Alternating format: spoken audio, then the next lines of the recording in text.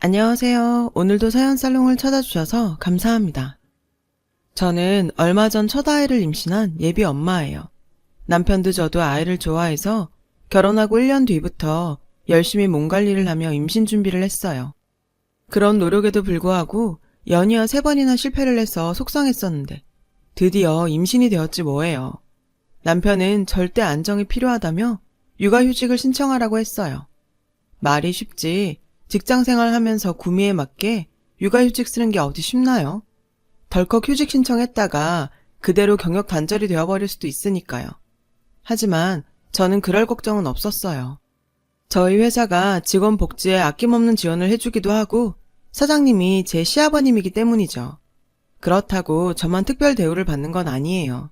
아버님께서는 저뿐 아니라 아이를 키우거나 임신 중인 직원들에게 똑같은 복지를 제공하고 계시거든요.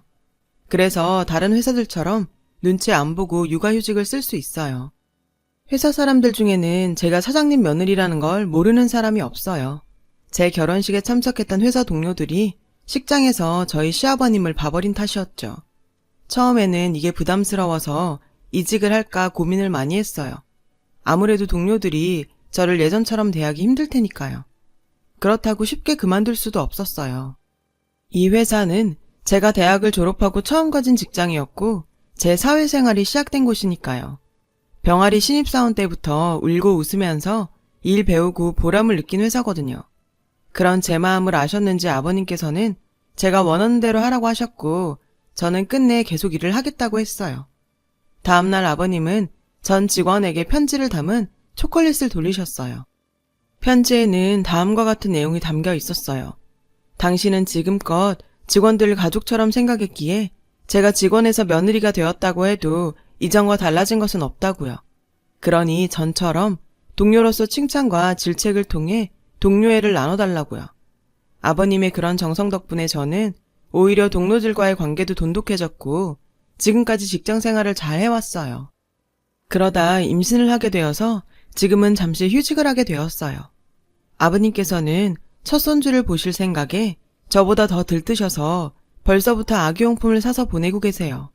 저를 늘 딸처럼 보살펴주시는 아버님은 네가 복덩이라 복덩이 아기를 가진 것 같다시며 늘 제 건강도 염려하세요.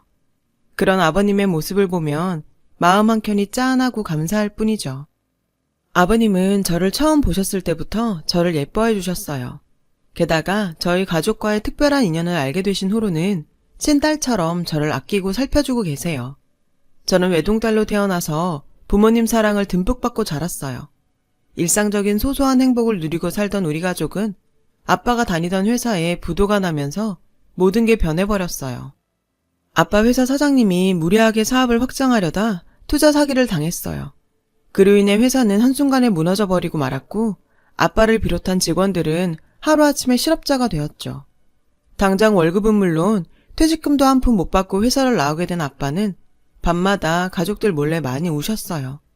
평소 잘 드시지도 못하는 술까지 드시며 시리에 빠져 있었죠. 엄마는 아빠의 건강을 걱정하셨고요. 한동안 자포자기한 상태로 지내던 아빠는 어린 저를 위해서라도 주저앉을 수 없다시며 여러 곳에 이력서를 넣으며 구직 활동을 하셨어요.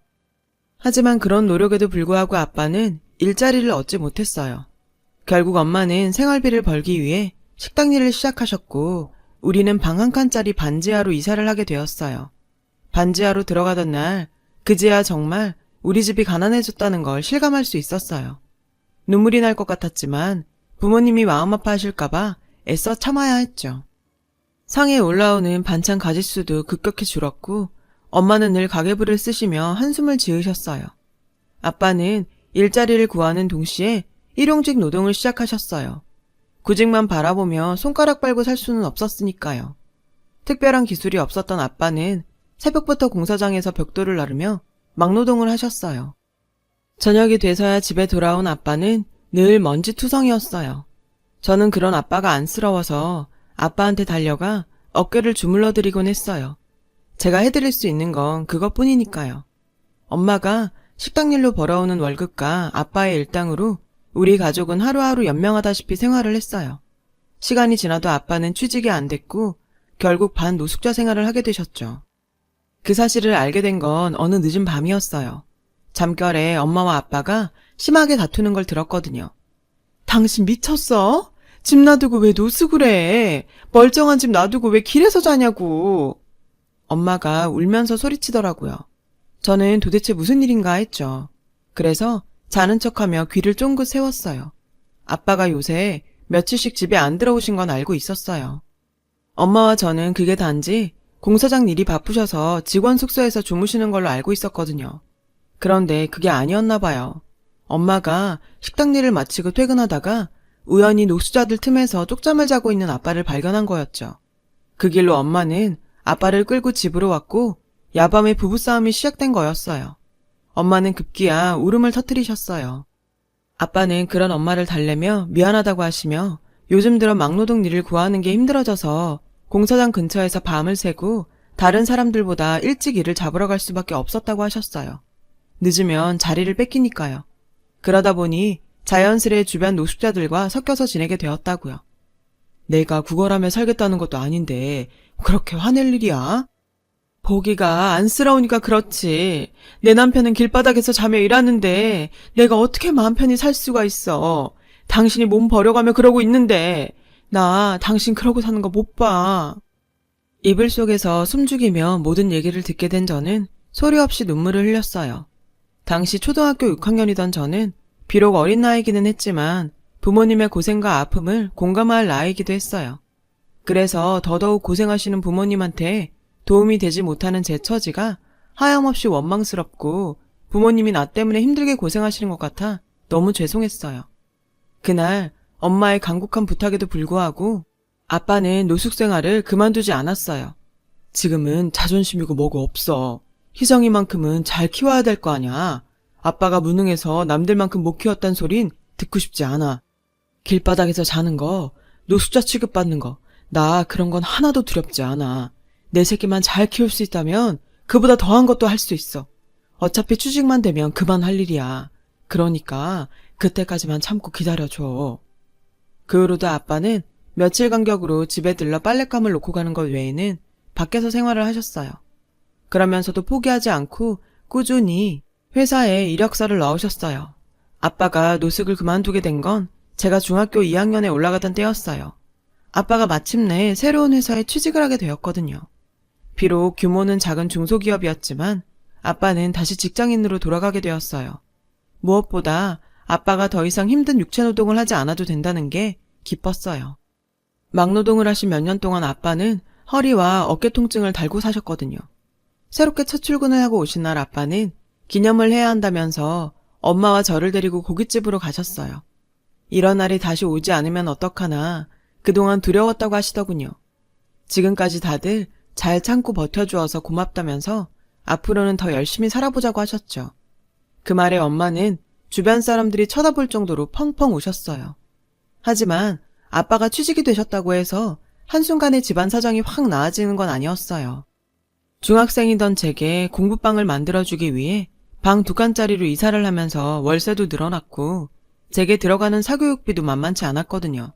엄마는 여전히 식당 일을 해야 했고 온 가족은 허리띠를 졸라매야 했어요.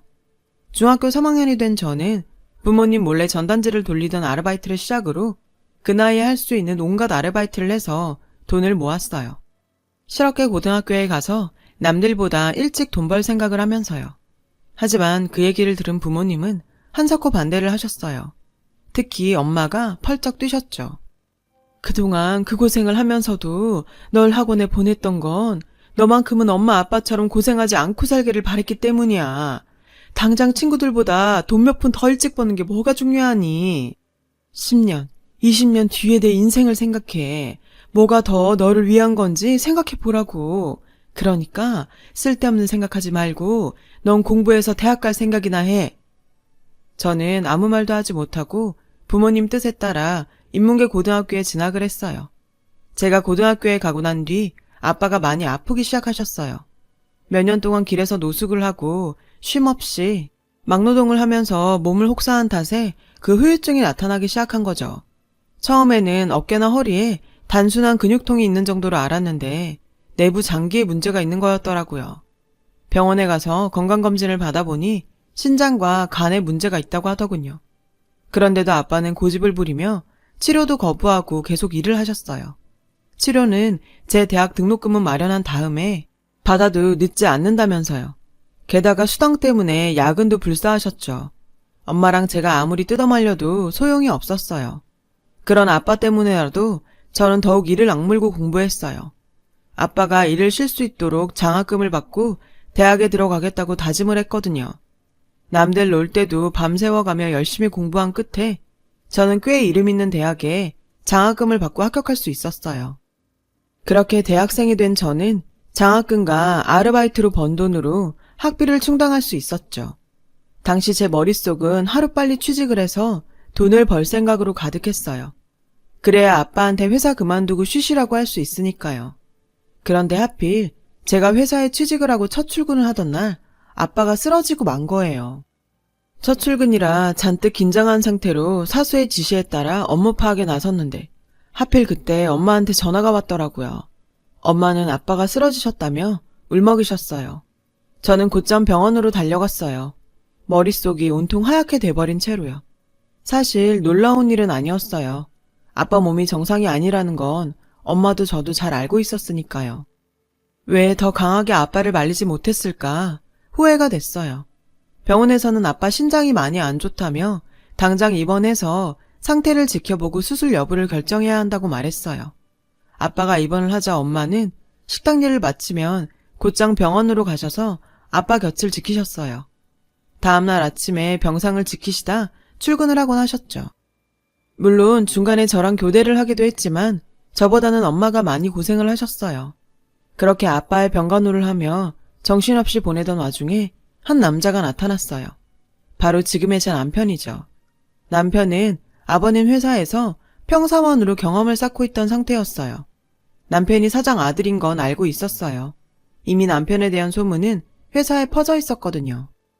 남편과 저는 팀원으로 함께 프로젝트를 진행했어요. 남편은 그때부터 제게 호감을 보이며 적극적으로 대시했어요. 하지만 제게 연애는 사치였기에 외면해야 했어요. 그런데도 남편은 끊임없이 구애를 해왔어요. 하는 수 없이 저는 제 가정사까지 얘기할 수밖에 없었죠. 저는 지금 연애할 상황이 못 돼요. 우리 아빠부터 살려야 돼요. 우리 아빠 저 공부시키느라고 몸이 부서져라 일하셨거든요. 그 바람에 지금은 병원에 누워 계세요. 제가 지금 누구를 만나고 할 상황이 못 된단 말이에요. 무슨 사정이 있을 거라고 생각했어요. 그렇게 열심히 일하는 직원은 본 적이 없으니까요. 어떤 상황이든 서로 의지하면 더 힘이 되잖아요. 같이 이겨내요, 우리. 남편의 진심 어린 구애에 결국 저는 그 마음을 받아들이기로 했어요. 남편과의 연애는 그렇게 시작되었어요. 남편은 늘 자신이 데이트 비용을 부담하려고 했어요. 그럴 때마다 미안하기도 하고 한편으론 고맙기도 했죠. 그래서 종종 돈을 모아 선물을 하기도 했는데 사실 그래봐야 소박하고 초라한 것들 뿐이었죠.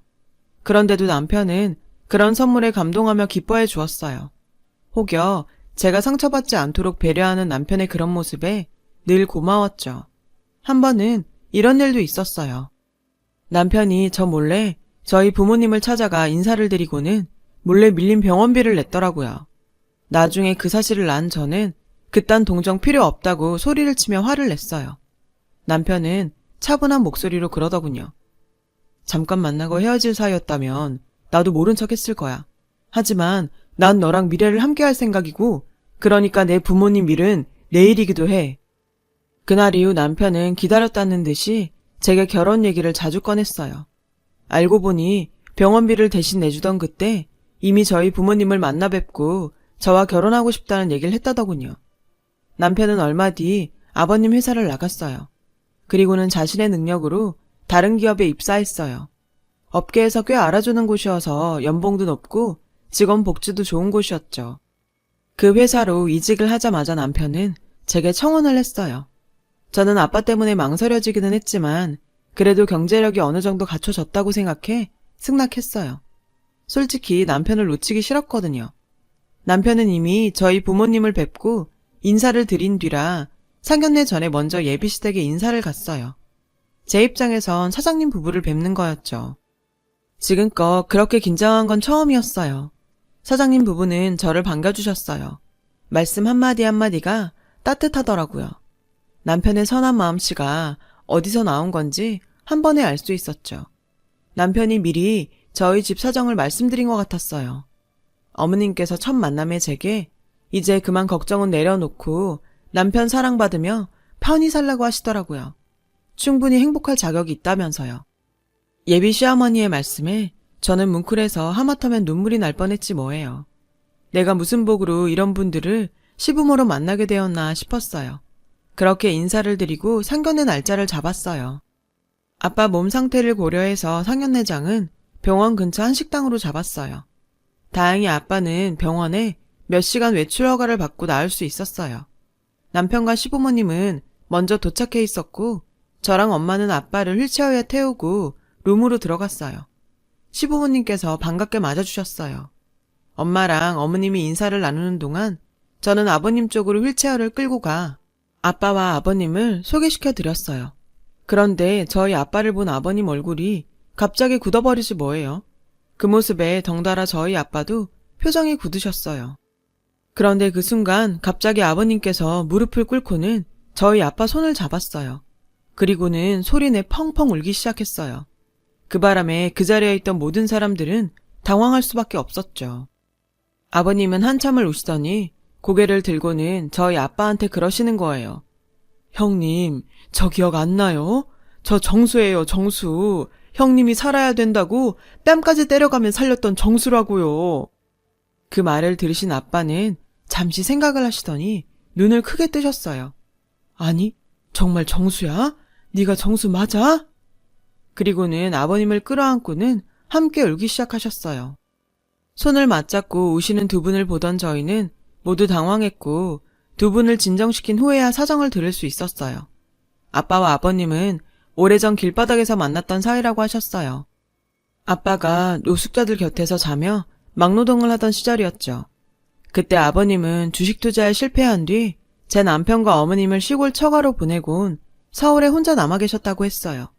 어머님한테는 일을 구한다고 거짓말을 하시곤 노숙자 생활을 하셨던 거죠. 당시 아버님은 절망적인 상황에 하루에도 몇 번씩 죽고 싶다는 생각을 하시며 지내고 계셨다고 해요.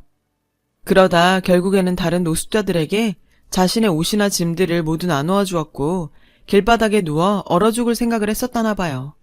그 모습을 본 저희 아빠는 아버님을 깨워 자신의 옷을 입혀 살려내셨고요. 자식도 있는 놈이 어떻게 목숨을 끊을 생각을 해. 애비 없는 자식을 만들려고. 누군 살고 싶어서 사냐? 나도 죽고 싶어. 그런데 못 죽겠더라. 나 죽고 내 새끼도 나처럼 이러고 살게 될까봐 그게 겁나서 못 죽겠더라.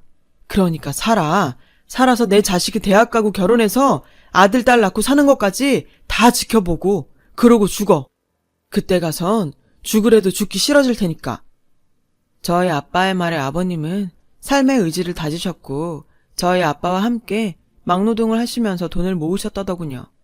그리고 몇 년 뒤 남편이 고등학교를 졸업할 무렵에 지금의 회사를 세우셔서 지금까지 회사를 키워오셨다고요. 형님 아니었으면 난 진작에 죽었소. 그런데 형님은 왜 이렇게 되신 겁니까? 왜 이렇게 아프시냐고요? 두 아버지의 이야기를 들은 가족들은 모두 눈물을 흘렸어요. 어려웠던 지난날이 떠올라 울었고 그 시절을 아버지란 이름으로 힘겹게 버텨야 했던 두 분이 가여워 울었어요. 한참을 울먹이던 어머님은 눈물을 닦으시며 이러셨어요. 사돈어른 감사합니다. 하마터면 우리 애 저 혼자 키울 뻔한 걸 사돈께서 막아주셨네요. 대신 우리 며느리는 제가 감사하는 마음으로 아끼며 보살피겠습니다. 그동안 고생 많으셨는데 이제 아무 걱정 마시고 병마와 싸워주세요. 병원비는 걱정 마시고요.